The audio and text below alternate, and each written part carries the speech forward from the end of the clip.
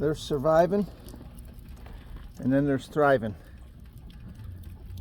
I'm going to tell you right now, when you have an outdoor wood boiler, I cannot say enough right there about that situation. I mean, take a look around you and see the carnage of snow that we have. My trusty cat over there in the snow pile. Patches. That's Fat Patches. She don't mind being called Fat Patches or being called Fat Cat, because she was just a small cat that we found as a little kitten. Right, Patches? And she likes to hide out in the wood pile during the day. But old Patches, she likes we bring her in the garage at night, and she likes to sleep inside the old 86 Dodge Ram in the cab. She lays up in there on a nice blanket and goes right to sleep, because it's about 50 degrees in there at night. And during the day, she likes to come out here and see if she can catch a metamole or some kind of predator. You know, she's doing her job. She's doing her job on the compound. She's saying there ain't going to be nothing, no mice or nothing that's going to eat through your equipment wires or nothing like that, because she's on the prowl, okay? And just like Fat Patches, she's enjoying the day. I'm out here enjoying the day, and I'm saying that's about 6-7 foot of snow that she's sitting on, because there's a huge pile there that's piled up over the top of my logs. But she likes to crawl down in the logs, and she likes to say, I'm out of the wind, people. So even Fat Patches knows how to get out of the elements and survive. We bring her in at night, though, don't you worry. And there's the snowbanks, about 40 foot of snowbank. Now that should answer any questions and settle up any issues. Why do you plow all the way to the woods when you begin in the beginning? That's why. Because as you see, it comes back further and further and further and gets closer towards the finish line, so to speak. But all right, Patches, you stay on the prowl. We're gonna continue with the video. Don't worry about us, okay? But that's the situation.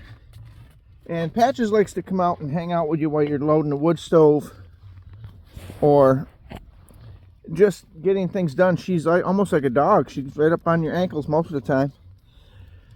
But that's the situation, people. When you have a boiler, that baby keeps the house toasty warm. It keeps the domestic water nice and hot. And it does it on the cheap. You know what I mean? The initial upfront cost is a little bit.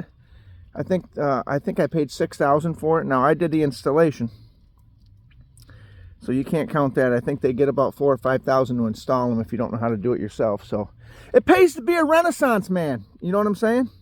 It pays to know how to do a little plumbing and a little electrical.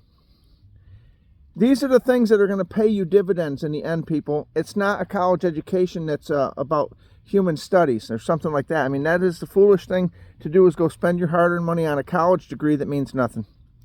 Now, there are college degrees that mean something, but most people are taking just a college course just to take it. But you'd be better off, in my opinion. This is one humble man opinion. This is one humble mountain man's opinion, so to speak. You would be better off going into some kind of a trade and learning a skill and a skill set, maybe electrical, plumbing, welding, carpentry, you name it. If it's out there and it's a service that most people don't want to do, you'd be better off and better served to know how to do that. Because again, like I've said, it's not how much money you make, it's how you spend your money. Now if I'm out there making decent money, and every time I turn around I got to pay someone to shovel the roof, I got to pay somebody to put the boiler in, I got to pay someone to do any kind of plumbing work, I got to pay somebody on every time I turn around, well, you figure it out. It starts to add up. But we're loving the life, and we're loving this boiler. I mean, you do see how nice and hot that is, and it just cooks away. What are we at right now? 187. So the damper has shut off. We are ready to get on with our day, people. Now that'll burn for another 6-8 hours, and we'll go ahead and when the coals get down there a little bit, we'll put some more wood on it. But this is your boy Bry. I'm giving you an update. I mean, look at my poor excavator. That baby's buried. I've said it before, I'll say it again. It needs to be said again. If you forget something around your yard and you say, I'm going to get to that, and you procrastinate, it will be there. If it starts snowing, it's going to be there in the spring, because you're not going to get it out of these piles. I do have a few spots like that I didn't get to because, you know, your boy Bryce very busy. But that's okay. Nothing of serious value. But everything else I have of value is in the Connex buildings. So, oh, well, they're not buildings. Excuse me, trailers. I put axles and tires under them. But this is your boy Bry. I hope you're out there staying warm. We do have power outages. I had to drive over to Kimball Road and get the generator running. And let me just give you an example. Now, I got a friend of mine. He lives over next to my mother-in-law, and he called me this morning early because he let me know that, hey, the power's out over there. And here's the situation. I've got to get a better setup over there for a phone or something for her, because she's got this Time Warner cable, and great service, but when the power's out, guess what? You don't have no phone. So got to get her a cell phone or something like that she can call. But anyway, shout out to Gerard Snow. Thank you very much, buddy. I appreciate you.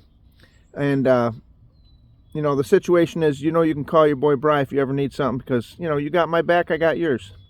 But really appreciate you. Shout out to you. And you know, keep an eye on the people, your neighbors. You know, it's help each other out in this type of situation, because this is our Katrina. This is our Harvey, so to speak. It's just a frozen version. We've been getting snow. People up north in the Camden area and Westdale area, they've been getting pounded on so hard that I feel sorry for them, because, I mean, we got it bad here, but I think they've got it worse. They had a whole wire mill collapse up that way. The whole building, all them jobs are lost now. But keep them in your prayers and thoughts, people. We're going to try to get through this. Now, as you know, this is February. And usually March either comes in like a lion or goes out like a lamb. And I'm hoping and I'm praying that it goes out like a lamb, because it's a lot. There's a lot of weight here. There's a lot of roofs that are going to collapse. There's a lot of people without power right now. So keep an eye on each other. If you've got a generator, make sure you get out there. I've told you this in the past. And this is not to lecture you. It's just to give you words of wisdom from one mountain man to another. Go out there and start your generator. Run non-ethanol fuel in it. That's the worst atrocity I think that this country has done to us, is give us this ethanol. They should call it ethanol, because you get effed over when you got this ethanol in your tank and it turns to water and ruins all your carbureted equipment. And I believe with all my heart that this is part of the plan to take everybody into an electric age so that they can control you. And, you know, you say, that's just crazy talk. No, think about it. When I grew up, you could go buy a car that sat out in a lot for 10 years. And you could say, hey, is there anything wrong with it? And they'd say, give me $200 for it. No, just go out there and put a battery in it, pump the gas 2 or 3 times, it'll fire up. Why does the gas last 10 years back then, 5, 6, 8 years? And now you can't get 6 months. I had to drain my generator. The fuel started to smell like it was varnished. The fuel quality is piss poor. Okay, we need to go back to fuel that was sustainable and could last. And I don't want to hear about there was lead in the fuel back then. I don't care. You only get about 180 to 100 years on the earth. I mean, if you're worried about lead in the gas, for God's sakes, there's lead everywhere. I mean, in the cities, these kids are eating the paint chips off the windows. And they have lead in the paint. But either way, the gas sucks. Make sure you put non-ethanol fuel in your equipment only. It's a few cents more. It's 40, 50 cents more a gallon. But it's a lot of money in the end when you ain't got to buy a carburetor or get someone to tear it down. Or worse yet, when you need the generator. Like right now, people need their generators and they go out in the garage and it won't start. And it ain't going to start because you need a carburetor rebuilt. And time is of the essence when your pipes are going to freeze and burst inside your walls. And a lot of people will turn to, how do I say, plan B, which is not a pregnancy thing in this situation. Plan B up here is grab a kerosene heater, grab a propane heater, and fire it up so your pipes and you don't die. But the problem with that is you have carbon monoxide. And it's one thing if it's 30 degrees out, but it's in the teens here, and then at nighttime it's negative temperatures. The kerosene propane ain't going to keep you warm. But I encourage you, if you haven't done it and your power's still on, go out, get your generator, take it for a half hour. I try to run mine for 15-20 minutes every month and keep the gas running through it. That's why I noticed it last time I ran it. It was running a little crazy. And I said, oh, let me check the fuel. Even though I put stabilizer in it, even though I put good gas in it, I think it had been in there for about a year and it was getting too bad. So I had to drain the gas. It wouldn't even really burn. I threw it on the burn pile. It wouldn't even really burn. But what else can I tell you? Stay safe, stay safe. And, these PSAs are just for your benefit to say, you know what, I forgot about my generator. Maybe I better go check it. That's what it's for, people. It's not for me to lecture you and say what you should do. I mean, you do what you need to do as a mountain man. I'm out here in the woods trying to figure it out myself. And if I find a nugget of truth, I'm going to pass it on to you. Because that's just what I do. You know what I mean? But this is your boy, Bry. I got my hat dried back out. And, you kind of need this type of hat when you're snow blowing and stuff. Because when you get out by the road, you need a reflector. If the guy's coming down the road and he sees this right here and it reflects, he kind of sees that you're out in the middle of the road, because sometimes their visibility is less than 20-30 feet. And if they're going 20-30 miles an hour, you do the math. Okay, it's a calculus figured situation, but you figure out the trajectory and where he's going to turn left, right, or indifferent.